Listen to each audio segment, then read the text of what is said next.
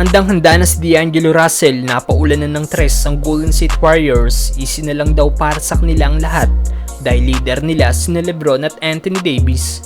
Matapos ang 1 week rest ng Lakers dahil sa All-Star break, balik aksyon na nga po ang team bukas kung saan makakalaban nila ang team ng Golden State Warriors.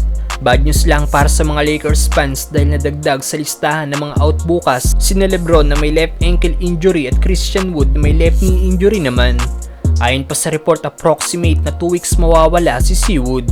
Out pa rin sina Bando at Gabe Vincent. Para naman kay AD, probable ito regards sa 2 injury na meron ito.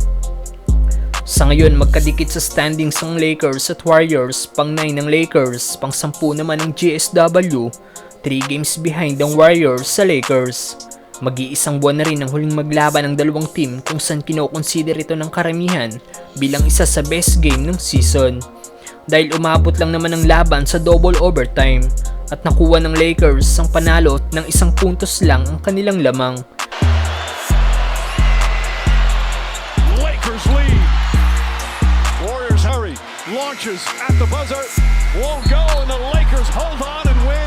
Sobrang intense na naging matchup ni Stephen Curry at LeBron James.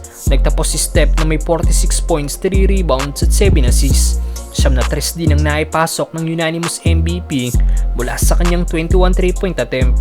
Para naman kay LBJ, monster game din ang ginawa nito kung saan nagtapos siya na may triple-double, 36 points, career high, 20 rebounds at 12 assists. Sayang lang at hindi natin makikita ang banggaan ng dalawang superstar bukas.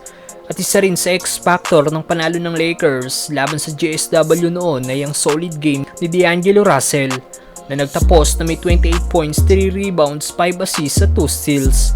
5 threes din ang naipasok ng Lakers guard sa kanyang 8 3-points attempt. At ngayon ready na nga po si D'Lo. Napaulanan ulit ng tres ang Warriors dahil todo practice na ito ng kanyang off the dribble 3-point shot at hindi nagmimintis ang kanyang mga tira.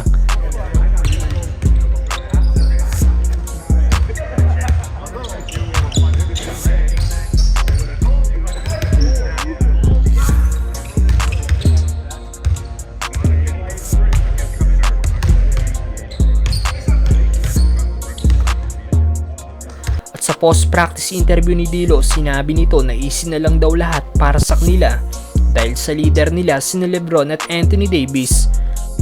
I mean, leader of our team, LeBron James. So AD following, those guys just came off All-Star appearances. I think that reset helped them. Makes it easier for us to follow them. So got those guys as well leading the pack. Makes everything easier when the top 2 guys are there. So, sino sa tingin nyong mananalo bukas sa Lakers versus GSW, mga brother? Yeah! Little Saturday love.